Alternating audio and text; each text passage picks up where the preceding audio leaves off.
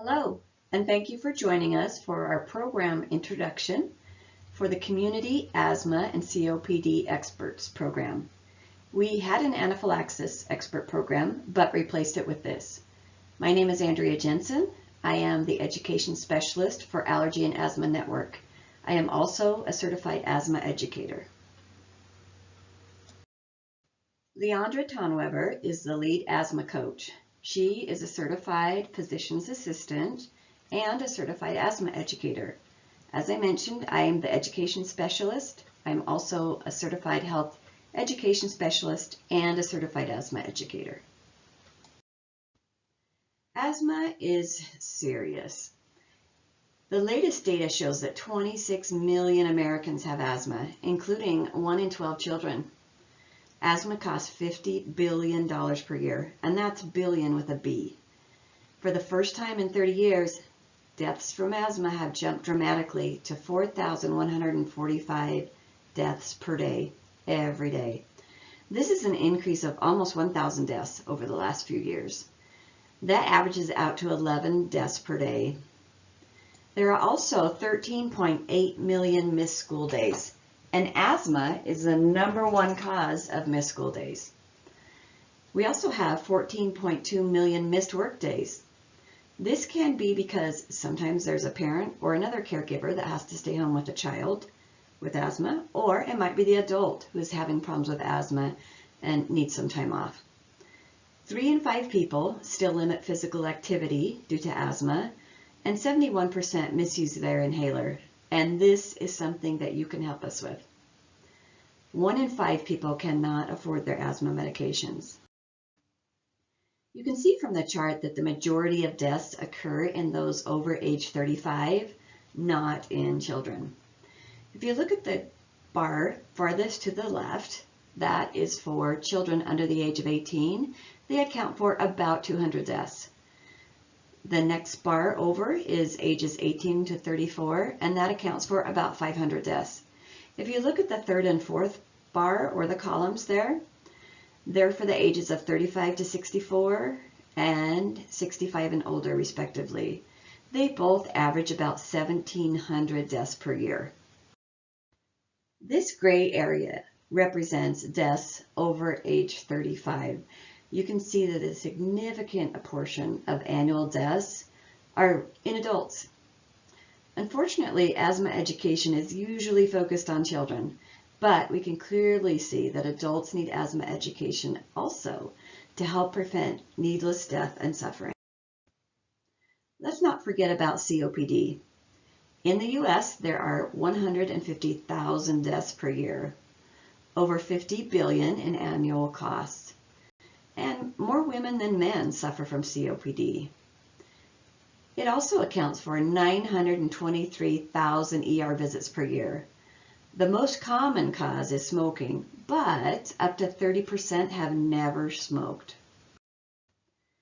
As you can see from the data, patients need education and support, and that's where you can come in to help us reach more people nationwide.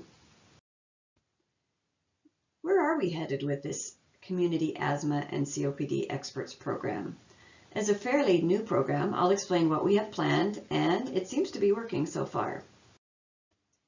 We are creating a national network of volunteer healthcare professionals from various backgrounds.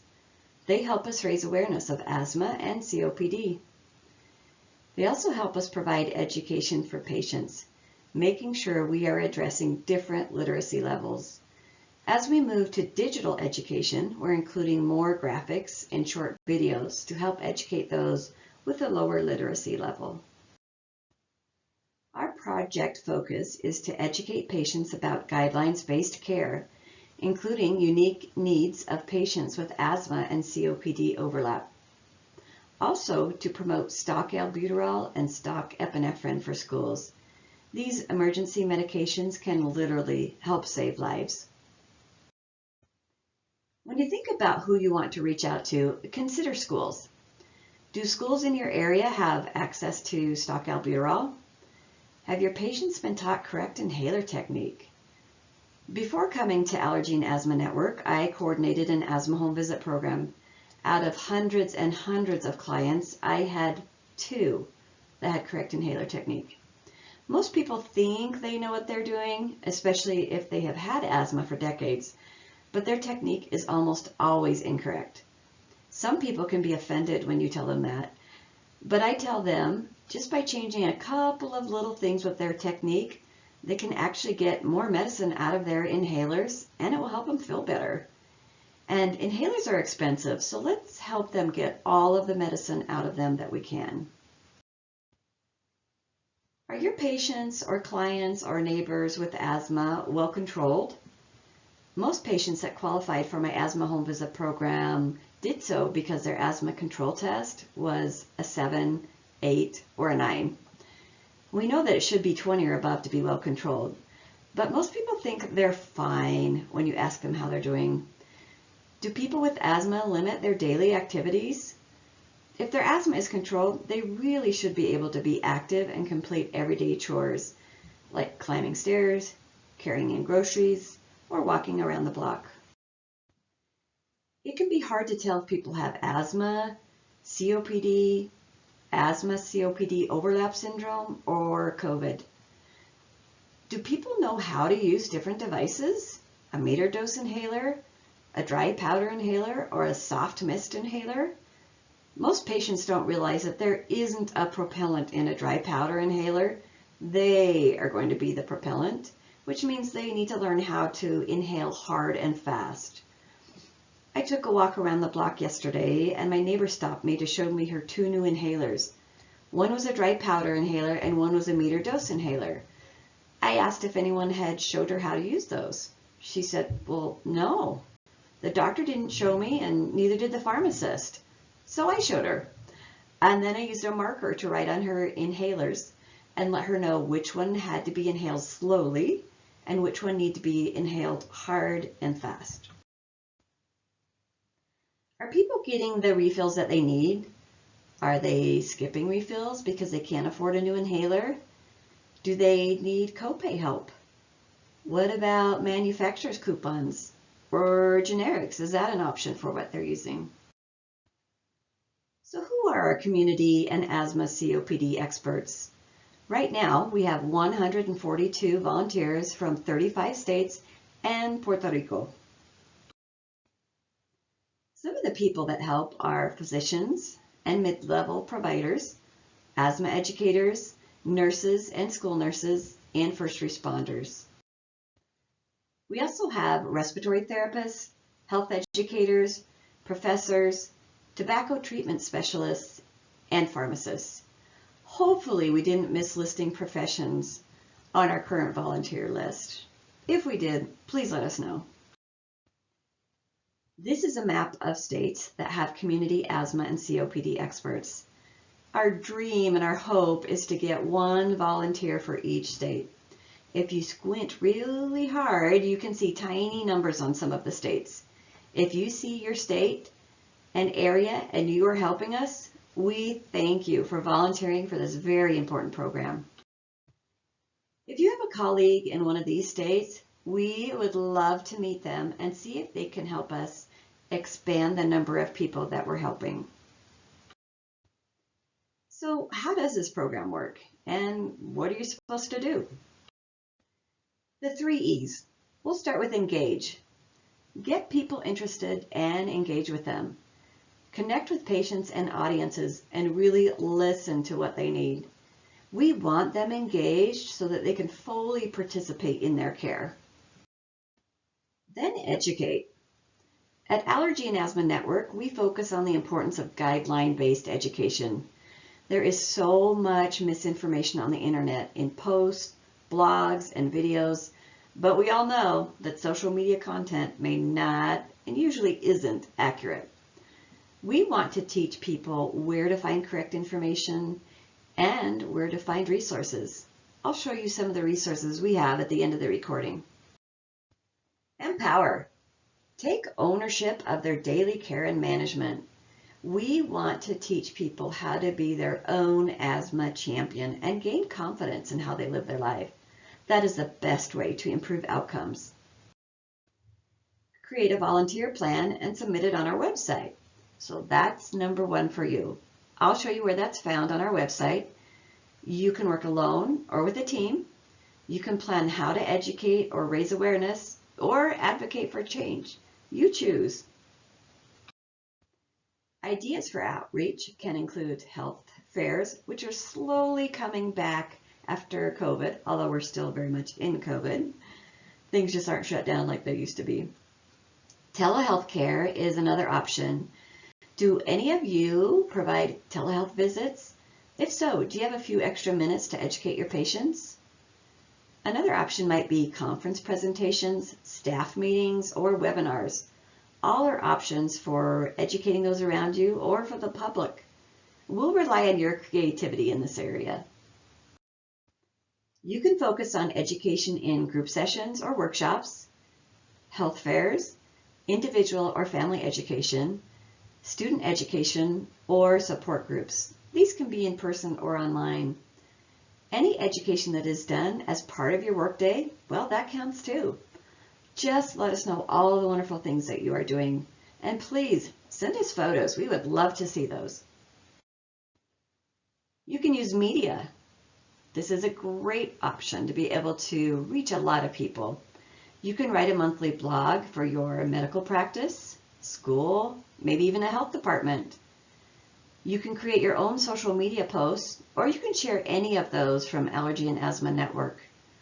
You could make a radio or TV appearance during Allergy and Asthma Awareness Month in May. You could give a newspaper interview, or create YouTube videos or TikTok videos. Advocacy. You can advocate for stock albuterol for schools in your state. Contact lawmakers as needed to explain why stock albuterol is very important. It's really not that scary to contact your lawmakers. Let them know that helping to implement stock albuterol in local schools can be life-saving. You don't have to be a school nurse. If you're an RT, medical provider, asthma educator, or even a parent who lives in that school district, you can help advocate for stock albuterol. To ensure consistent messaging, we have created a PowerPoint for you to use. But please speak in your own voice using your own personality. You may notice that this slide deck that you are viewing has very simple graphics. We also have a similar look for the volunteer slide deck. When I coordinated the Asthma Home Visit program and offered virtual visits, I noticed people were often squinting at their screens. I quickly realized most people were viewing the presentations using smartphones, not the large computer screen that I am sitting in front of.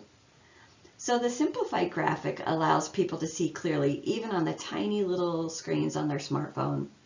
You can use the slides you need. If you're focusing on COPD, you could just use those slides. If you want to focus more on asthma, use those. We'll often include references to GINA guidelines since they are updated more frequently than EPR3. You can shorten the slide deck or add a few slides if you need to. Make it fit you and the way that you speak. So, what's in the PowerPoint or the slide deck you'll be using? We have a number of areas that we'll cover. Asthma facts and basics, COPD facts and basics, asthma and COPD overlap or ACO, medication and tools needed to manage asthma and COPD. We'll also have information on stock albuterol in schools and how it can be life-saving. There's a section on asthma versus COVID versus the flu and how to know the difference. We'll also have a list of guidelines-based resources that you can use in your schools, your clinics, your hospitals, anywhere that you'd like to. Please update us and let us know the good things you're doing. We are excited to hear about them. Let us know how many people you reach. You can also send pictures of your activities or even a short video. I will show you where the volunteer button is located on our Community Asthma and COPD Experts page. We can share projects that others have done, and that might give you a few ideas. If you have an ongoing project, you could just send a report quarterly to let us know how you're doing. And please let us know if you need help or resources for your area. Here's the page for our community asthma and COPD experts. I took a couple of screenshots. The screenshot on the left is where you can submit your plan using the blue button. If you look, it's way down at the bottom of the page on the screenshot, and I've circled that in yellow. The screenshot on the right shows the red button you can use to submit your report. Please don't forget to submit a report after your activity. We would love to hear how it turned out. You can send photos, videos. You could even send de-identified quotes from people that you helped. So now it's time for a few frequently asked questions about the program. Our volunteers often ask, well, how can I help patients understand if their asthma is controlled? Or, more importantly, let them know that it's not controlled. When you ask patients how they are, they'll always say, fine. This graphic is based on the rules of two from Baylor Healthcare University. It's an easy way for asthma patients to know when their asthma is not well controlled. Using your quick relief inhaler more than 2 times per week, waking up at night with asthma more than 2 times per month, refilling their quick relief inhaler more than 2 times a year, using prednisone more than 2 times a year, and if their peak flow drops more than 2 times or 20%. We've all probably seen studies that show that the asthma deaths occur most often in those who are overusing albuterol and not addressing the underlying inflammation. This can be a great graphic for patients to be able to understand what's really going on with their asthma control. Patients can also use asthma control tests. As I mentioned with my asthma home visit program, about 99% of the people who qualified for my program did so with a low asthma control test score. It wasn't uncommon to see clients who really thought that they were okay. It was obvious that it wasn't, and they really didn't have any idea that they were so poorly controlled. So I would teach them how they could use the asthma control test, and they could use it anytime they wanted to. I explained how that helps put a number on their asthma control, rather than just a subjective, I feel fine, or I'm a little under the weather today. This is a great resource. Patients often ask, what is asthma-COPD overlap? So many people don't understand that it's really a persistent airflow limitation, but it has features of asthma and COPD. It also helps to let them know it's identified in clinical practice by overlapping features. The most common question with our poster is, hey, how often is that updated? Is that the same one that I have? So we update this once every 6 months, or if there's a new medication that comes out. This poster is an all-time favorite with school nurses, clinics, and hospitals. We know how people never remember the name of their inhaler, just the color, but they can usually point to it on a poster. When I take a stack of these to a conference, either for the public or a statewide school nursing conference, these are gone within the first hour. One idea that one of you could use, or as many of you as would like to, would be to simply hang up a poster in each of your exam rooms, or in your school nurse offices, or in different areas of the hospital. So what should you focus on? Well, really, anything you want to. If you would like to focus more on asthma, you can do that. If you want to focus more on COPD, you can do that as well. Or you can focus on both. Another common question we get is, how can we help patients afford their medications? There are basic ideas such as checking prices at different pharmacies, contacting a manufacturer for a coupon, or asking the doctor for an alternative inhaler. I have a family of 5 with allergies and asthma, and we always use the manufacturer's coupons. I can usually save $50 each time I refill my inhaler by using a manufacturer's coupon.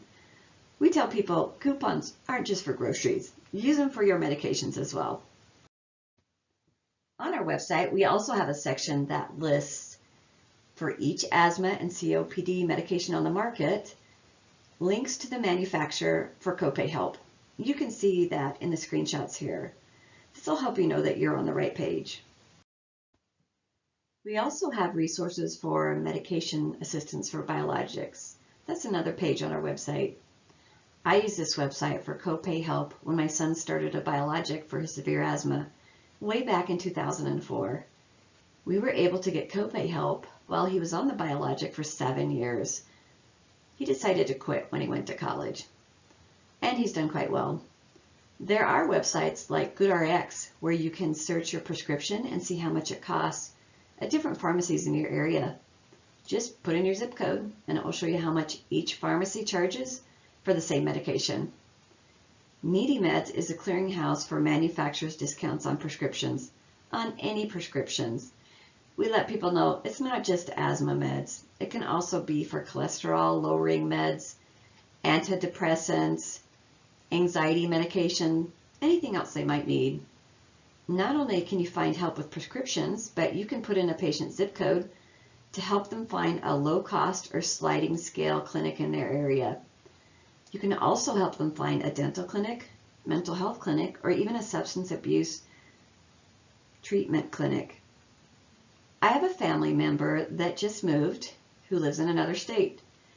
He's not exactly tech savvy, and he asked for help finding a low-cost medical clinic in his city. So I searched on Needy Meds and found a low-cost medical clinic near his apartment and sent the link. We also have a page if you need help affording your epinephrine medications. That is one medication you do not want to go without. If you're working with schools, remember that all 50 states have laws protecting students' right to carry and use prescribed asthma medications. In my state, the students must have a new asthma action plan and a self-administration form on file every school year. That also needs to be signed by the parent, the doctor, and the school nurse. If students have these forms on file, schools cannot take away a student's inhaler, even though schools are a drug-free zone. And we have had incidences of that happening here because students didn't have that form on file. So what is stock albuterol? Schools can legally stock albuterol for emergency use. We know kids lose their inhaler, or sadly, some families share one inhaler for multiple kids that go to the same school. Stock albuterol usually requires a change in the state rule or law to allow students with asthma to use an albuterol inhaler that is kept in the front office. Stock albuterol can be critical to have in emergencies. Each state has different laws governing emergency medicine in schools, such as epinephrine and stock albuterol. If you're curious about getting stock albuterol in your state, we can help you navigate that. My state recently passed our stock albuterol law, and it was with help from Allergy and Asthma Network. We piggybacked on our state epinephrine law, made a few changes, and it was easily passed by our state legislature. The map on the right shows the states that have stock albuterol. States in dark blue have laws. The gold-colored states have guidelines, and the light blue states don't have any laws or guidelines for stock albuterol. Once again, if you want to make a change in your state, we're here to help. Please let us know. Many people are hesitant about stock albuterol because they think all of the students will have their mouth on the same inhaler. So for those of you that don't know, disposable spacers are used with stock albuterol. This is an example of a disposable spacer. It comes in a multi-pack and is flat, then it pops open and is ready to be used with an inhaler. It has a one-way valve that will prevent the spread of germs. So the same inhaler can be used for several months just by putting a different cardboard disposable spacer on it. There is a process for stock albuterol. School districts need to set the policy for stock albuterol. That means approving and supporting a clinical guide for use. How and when you give it is covered under policy. Protocol is how you give it. For prescriptions, identify a physician that will prescribe a standing order. Some health departments have medical doctors as directors of the health department, and that can be an option. They can write a standing order at the beginning of every school year. School districts can have a doctor on contract to write a standing order. Make sure you develop partnerships in your schools. The school nurse and administrator need to work together to implement the program, and more importantly, to educate staff and parents about it. It's great if you have a stock albuterol law, but if the staff doesn't know about it and the parents don't know about it, it's not going to be used. So state aid is given based on how many students are in their seats. If we want them to stay in school, we need to be able to treat their asthma. Part of that is dealing with any emergency that may occur. Here's a quote from Tanya Winders, President and CEO of Allergy and Asthma Network. She says, "Increased access to albuterol inhalers help ensure appropriate and timely treatment and keep school children with asthma healthy, safe, and in the classroom." Many patients are still a little bit leery of going into offices in person. I'm one of those. If you are using telemedicine with patients, ask them about what happened since their last visit. Did they have an asthma flare? Did they have a burst of oral steroids from urgent care? And was that record sent to you? Or maybe you didn't even know that they had that. Did they have bronchitis or sinusitis and need an antibiotic? Once again, was that forwarded to you in your practice? Or did you know about that? Are they using their albuterol more than twice a week? Have they stopped using their inhaler? Did they run out of their inhaler? Here's a list of resources from our website. This is a very small sample of what we have. If you need graphics or handouts for a particular situation, please let us know and we are here to help. The resources I share will be on our webpage for community asthma and COPD experts. If you can't find the resource on that page, please let us know and we can get those to you. Here's a screenshot of what the website will look like. These understanding guides are free downloads on our website. Some doctors will give newly diagnosed asthma patients one of our understanding asthma guides.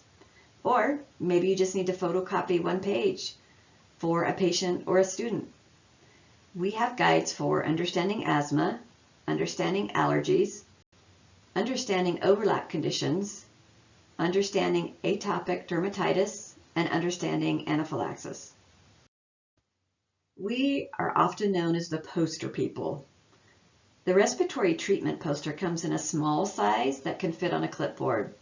We also have big posters that you can use on the wall in your school, your clinic, your hospital, or anyone else that might need one.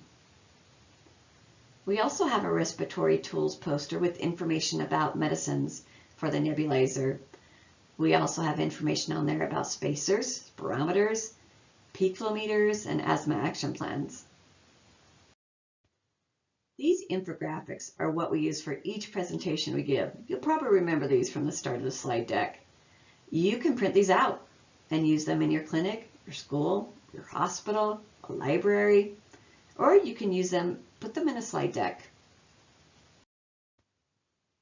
We have very short videos, think about 5 minutes, called Patient Learning Pathways. The content is from our understanding guides.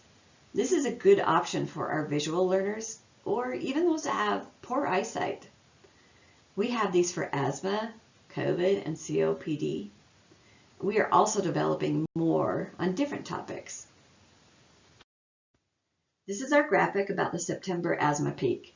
It's also available on our website.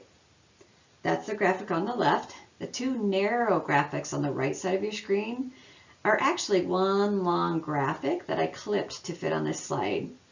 We designed it to be online for people to see easier with their phone. That way they could just keep scrolling down and then they can see all of the content at once. We also have a handout on asthma and COVID-19 and how to tell the difference. You could display these in a clinic, schools, libraries, hospitals. Use your creativity. Another common question we get is from school nurses. How do they know if it's asthma or COVID? If you think about it, coughing is common in asthma and COVID.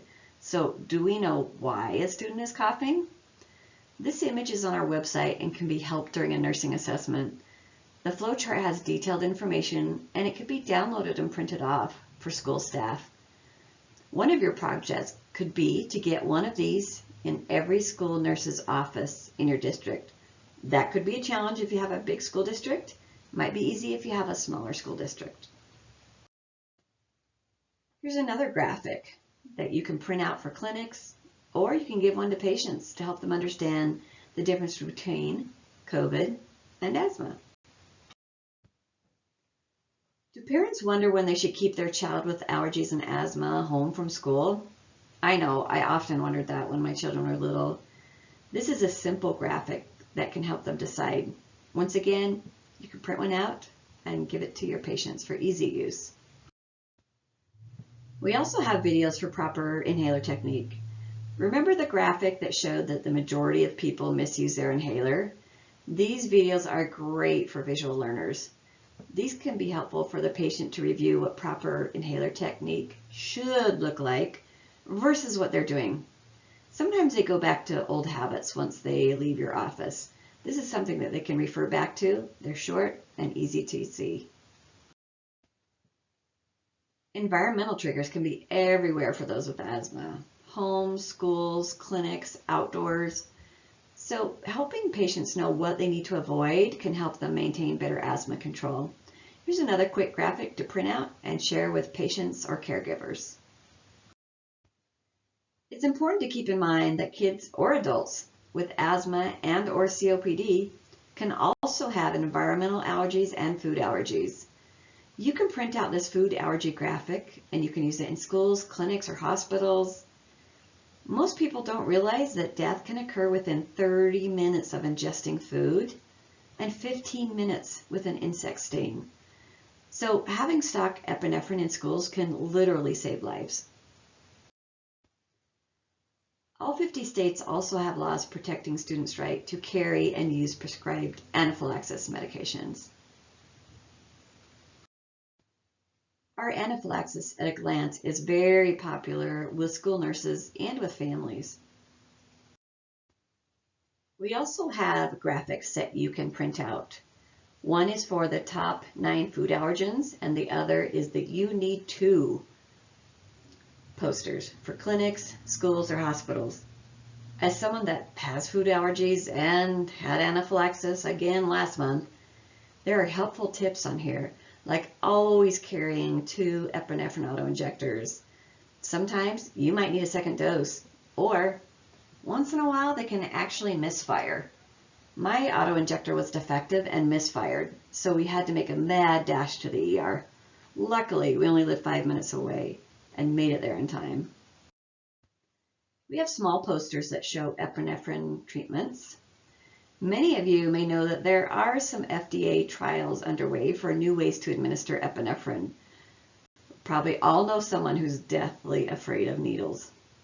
So one of the studies includes a nasal epi-spray that could be released in late 2023. Another trial is underway for an epi-film about the size of a postage stamp that will actually be placed underneath the tongue. That one might be ready sometime in 2024. Just a couple of things to look forward to.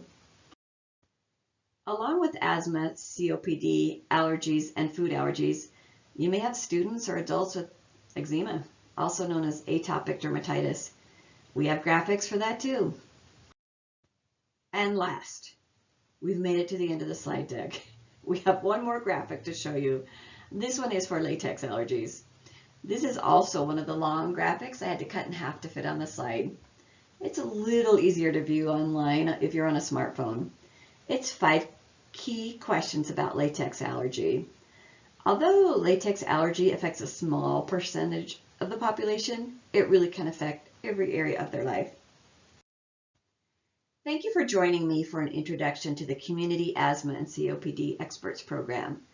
Leandra Tonweber is a coordinator, and you should be receiving emails from her. Her email's here on the screen if you need to reach out to her. Thank you for volunteering with us and helping Allergy and Asthma Network's mission to end needless death and suffering due to asthma, allergies, and related conditions through outreach, advocacy, and research.